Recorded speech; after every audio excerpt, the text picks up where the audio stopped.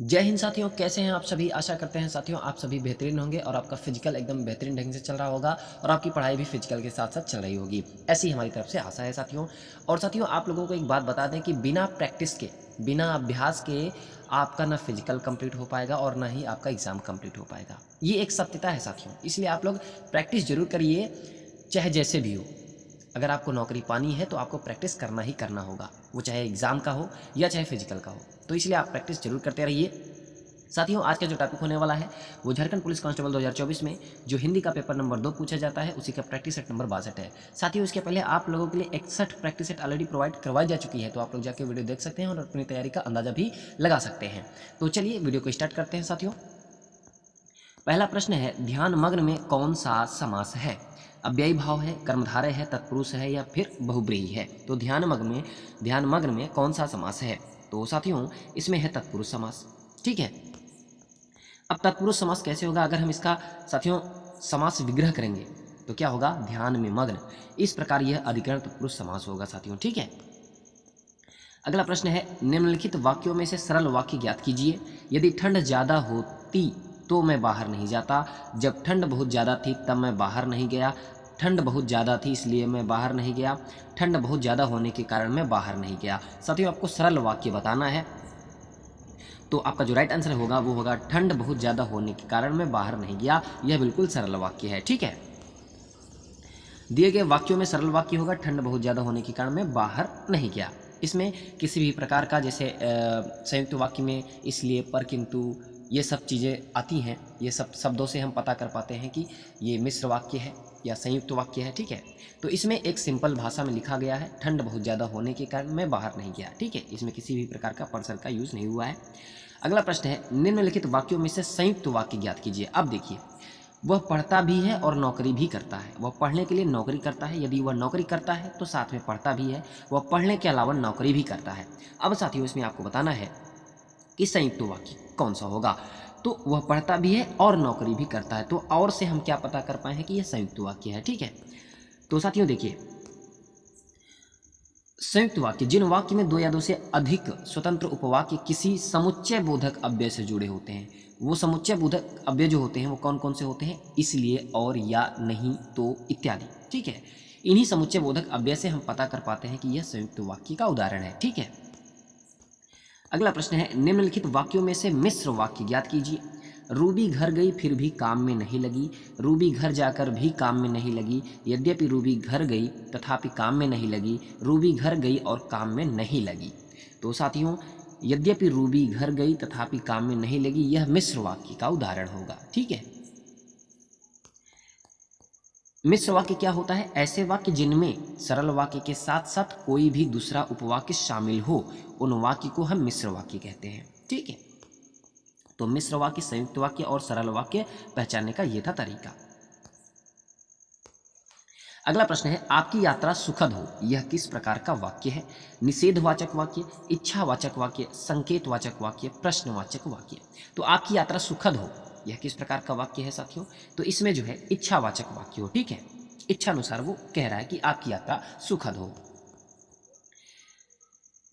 और जिन वाक्यों से किसी इच्छा, आशा, आशीर्वाद या शुभकामना का बोध होता है उन्हें हम इच्छावाचक वाक्य कहते हैं।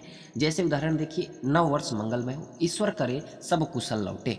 ठीक है, अगला प्रश्न है, निम्नलिखित में एक वाक्य शुद्ध नहीं है, उसी वाक्य को आपको पहचानना है।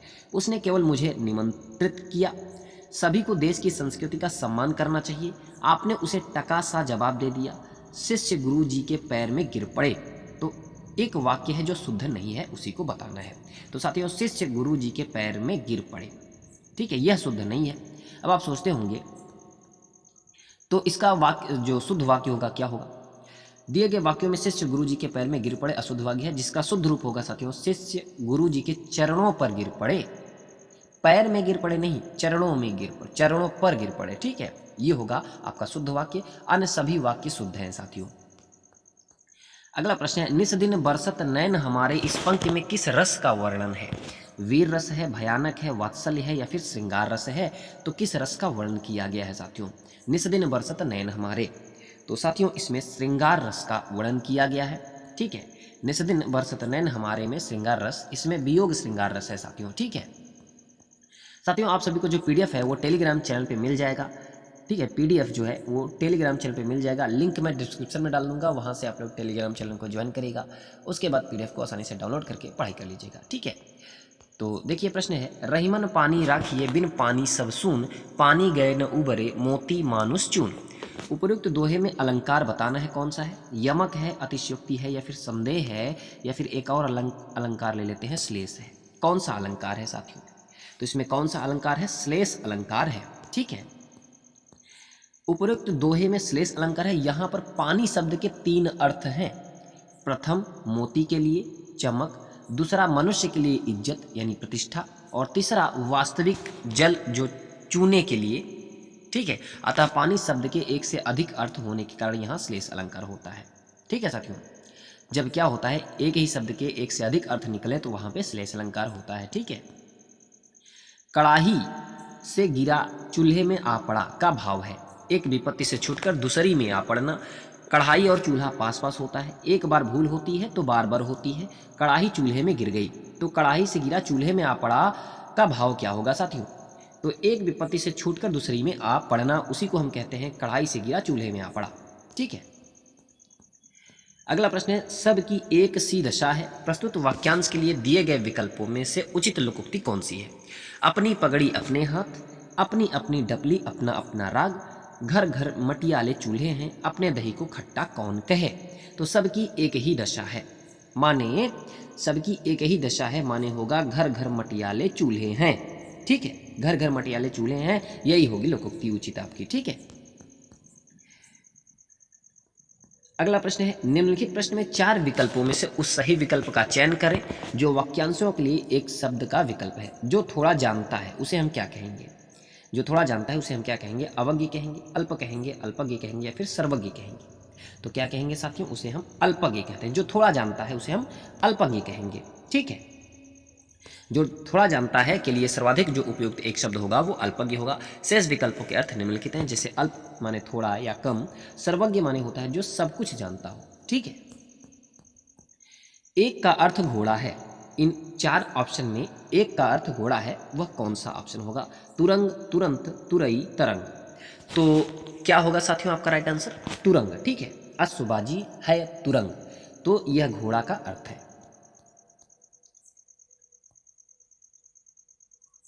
देखिए तुरंत, ठीक इसी समय या जल्दी से जल्दी। तुरई तोरी नामक बेल जिसके लंबे फलों की सब्जी बनाई जाती है, तोरी या तर्रोई जिसे कहते हैं। समझ गए बात को। और तरंग माने हिलोर या फिर लहर होता है। दृष्टि के पर्यायवाची शब्द दिए गए हैं, किसी एक सर्वाधिक उपयुक्त युग्म को चुनिए। दृष्टि, ठीक है, नजर, निगाह, अवलोकन, टकटकी, अभिप्राय, ध्यान, अनुमान, नियत। तो क्या होगा साथियों, नजर और निगाह दृष्टि के पर्यायवाची शब्द हैं। ठीक है, नजर और निगाह। दिए गए विकल्पों में से कौन सा विकल्प स्मरण का विलोमार्थी शब्द है, अनुस्मरण, विस्मरण, अस्मरण, अनुस्मरण। तो कौन सा विकल्प है जिस स्मरण का विलोमार्थी है, तो साथियों विस्मरण। स्मरण का जो विलोमार्थी होगा वो होगा विस्मरण। ठीक है, नीलिमा शब्द में कौन सा प्रत्यय है, ये शब्द है, कोई शब्दांश है, इसके जो पहले लग गया वो उपसर्ग होता है, जो बाद में लगा वो होता है प्रत्यय। ठीक है, तो प्रत्यय आपको बताना है, नीलिमा में कौन सा प्रत्यय है, लिमा है, ईमा है, माँ है या नीली है। तो साथियों ईमा प्रत्यय है। ठीक है, नील से नीलिमा। ठीक है, ईमा प्रत्यय है इसमें लगा हुआ है। देखिए कृत प्रत्यय क्रिया और शब्द, कृत प्रत्यय आपका वाला हो जाएगा और क्रिया आपका गाना हो जाएगा और शब्द बनेगा गाने वाला। इसी तरीके से कृत प्रत्यय इया हो जाएगा और छलना, तो जो शब्द बनेगा छलिया। ठीक है, ती और शक, कृत प्रत्यय आपका ती होगा और क्रिया शक है तो बनेगा शक्ति। ठीक है, इनमें एक शब्द देशज नहीं है, उसी को पहचानना है आपको। खोखा, पेटी, खान, सुपारी, इनमें एक शब्द देशज नहीं है, वो कौन सा है। तो साथियों पान जो है वो आपका देशज नहीं है। पान शब्द देशज नहीं है, वे शब्द जिनकी उत्पत्ति के मूल का पता न हो परंतु वे प्रचलन में हो, ऐसे शब्द देशज शब्द कहलाते हैं। ये शब्द आमतौर पर क्षेत्रीय भाषा में प्रयोग किए जाते हैं, जैसे लोटा, कटोरा, पगड़ी, खिचड़ी, सुपारी। किस वाच्य में क्रियाएं सदैव एक वचन, पुल्लिंग तथा अन्य पुरुष में होती हैं? कर्मवाच्य में, कर्तृवाच्य में, भाववाच्य में या फिर सभी में? तो किस वाच्य में होती हैं? तो साथियों भाववाच्य में होती हैं। भाववाच्य में क्रियाएं सदैव एक वचन, पुल्लिंग तथा अन्य पुरुष में होती हैं। ठीक है, याद रखना है। क्रिया के जिस रूप से न तो कर्ता और न ही कर्म की बल्कि क्रिया के भाव की प्रधानता हो, वहां पे भाववाच्य होता है। भाववाच्य में क्रियाएं सदैव एक वचन, पुल्लिंग तथा अन्य पुरुष में होती हैं। ये लाइन को याद रखिएगा। जैसे मुझसे चला नहीं जाता। समिति शब्द का बहुवचन है। समितियों, समितियां, समितियां, समितियां। तो समिति शब्द का बहुवचन बताना है साथियों, तो समितियां होगा। ठीक है। मैं आज तक परीक्षा में सफल ही हुई हूं। रेखांकित शब्द को पहचानिए। तक निपात है, विशेषण है, सर्वनाम है या फिर संज्ञा है? क्या है? तो जो रेखांकित शब्द है उसको पहचानना है, वो क्या है? तो साथियों वह क्या है? एक निपात है। मैं आज तक परीक्षा में सफल ही हुई हूँ। रेखांकित शब्द जो तक है वो एक निपात है। निपात शब्द के अनेक अर्थ होते हैं तथा इनका लिंग वचन नहीं होता है। निपात को सामान्य रूप से अव्यय मानते हैं, किंतु ये शुद्ध अव्यय नहीं होते हैं। रात काली अंधेरी है में विशेष्य क्या है? रात काली अंधेरी कोई नहीं। तो इसमें जो विशेष्य होगा साथियों वो होगा रात। ठीक है, रात आपका विशेष्य होगा। अब साथियों आपको गद्यांश को पढ़ना है ध्यानपूर्वक तथा उस पर आधारित जो प्रश्न पूछे गए हैं उसे आपको जवाब देना है। तो आप लोग ध्यानपूर्वक गद्यांश को पढ़िएगा। अगर एक बार में आप गद्यांश को नहीं समझ पाते हैं तो वीडियो को थोड़ा सा पीछे करिएगा और पुनः वीडियो को देखिएगा, गद्यांश पढ़िएगा, उसके बाद आप प्रश्न को करिएगा, ताकि आपका प्रैक्टिस से या आपको पढ़ने का एक तरीका, आप किस तरीके से पढ़ते हैं ताकि आप आंसर को दे पाएँ, ये चीज़ पता रहेगा। ठीक है, ताकि आप परीक्षा में कर पाएँ। तो चलिए गद्यांश को पढ़ते हैं। स्वतंत्रता संग्राम मनुष्य में उत्तम और स्मरणीय विशेषताएं पैदा करता है और भारतीय स्वतंत्र संग्राम भी इसका अपवाद नहीं है। महात्मा गांधी के नेतृत्व में यह युद्ध बिना किसी ईर्ष्या, द्वेष तथा खून खराबे के लड़ा गया था। गांधी जी इसे सत्याग्रह कहते थे। इसके पीछे उनकी शिक्षा, धार्मिक आस्था तथा अन्य उपलब्धियों का उतना हाथ नहीं था जितना उनके सदाचारण और व्यवहार का। इस स्वातंत्र्य आंदोलन को स्मरण कर रखने का मुख्य कारण यह है कि यह जनतांत्रिक था, अर्थात इसमें देश के हर वर्ग और जाति के लोग सम्मिलित थे, चाहे वे धनी हो या गरीब, नर हो या नारी हो अथवा विभिन्न संप्रदाय के। इसके साथ ही यह एक धर्मनिरपेक्ष और स्वतंत्रता कर्मियों का संघर्षशील राष्ट्रीय आंदोलन था। स्वतंत्र भारत के नागरिक के रूप में हम आज जनतांत्रिकता और धर्मनिरपेक्षता का लाभ उठा रहे हैं। हम सोच नहीं सकते कि इतने बड़े देश में अपना शासन करने के लिए हम अपना प्रतिनिधि नहीं चुन सकते थे, या कोई गंदा कानून लागू कर दिया जाता तो हम उसके विरुद्ध आवाज नहीं उठा सकते थे और हम अपनी राज स्वतंत्रता पूर्वक व्यक्त नहीं कर सकते थे। आशा करते हैं साथियों आप लोग गद्यांश को ध्यानपूर्वक पढ़े होंगे। तो चलिए अब पूछे गए प्रश्नों को हल करने की पूरा कोशिश करेंगे। उपयुक्त गद्यांश में प्रयुक्त स्पृहणीय शब्द का अर्थ है प्राप्त करने योग्य, प्राप्त की हुई, त्याग करने योग्य, त्याग की हुई। तो क्या होगा स्पृहणीय शब्द का अर्थ? तो साथियों प्राप्त करने योग्य को ही हम कहते हैं स्पृहणीय। ठीक है।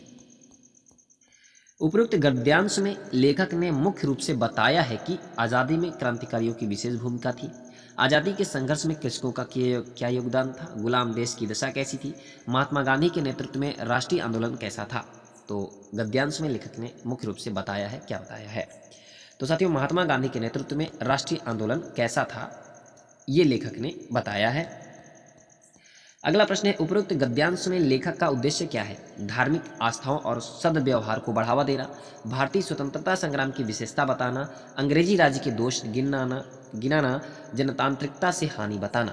तो क्या होगा साथियों लेखक का जो उद्देश्य है वो क्या था गद्यांश के अनुसार? तो साथियों भारतीय स्वतंत्रता संग्राम की विशेषता बताना।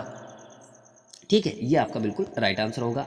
अगला प्रश्न है धर्मनिरपेक्षता से अभिप्राय है क्या है? सभी धर्मों का आदर, धर्म में हस्तक्षेप न करना, धर्म की अवज्ञा, किसी भी धर्म को न मानना।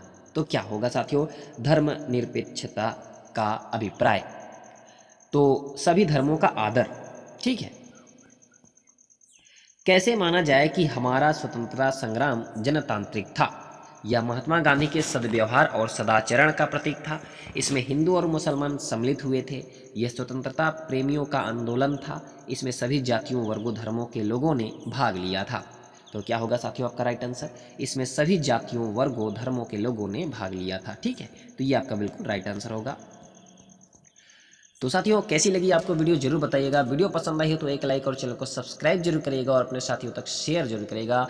पीडीएफ साथियों आप सभी को टेलीग्राम चैनल पे मिल जाएगा, लिंक मैं डिस्क्रिप्शन में डाल दिया हूँ, वहाँ से आप लोग पीडीएफ को डाउनलोड कर लीजिएगा और आसानी से पढ़ाई करिएगा। ठीक है, और साथियों अब आप लोग अपनी पढ़ाई और फिजिकल निरंतर करते रहिए। जनवरी माह में आपका फिजिकल पूरा होने की संभावना है। ठीक है, तो जहाँ तक है आपका फिजिकल हो जाएगा, तो इसलिए आप लोग अपना फिजिकल करते रहिए और पढ़ाई भी करते रहिए। तो साथियों तब तक मिलते हैं अगली वीडियो के साथ, तब तक के लिए नमस्कार, जय हिंद।